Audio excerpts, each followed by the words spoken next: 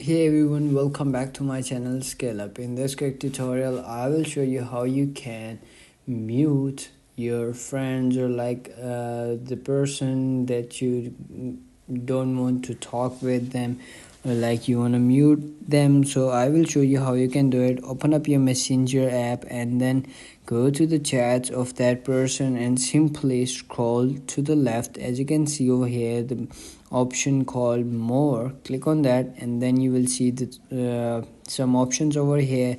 You can see the second option called mute, click on that and then you will see over here the time for you want to mute it, 15 minutes, 1 hour, or 8 hours or 24 hours, or you want to do it until I change it. So for me, I want to do is until I change it. Click on that and then as you can see beside their name you will see mute options over here, or you can see the bell on the slide option over here, you can see, and that's it. That's how you can do it.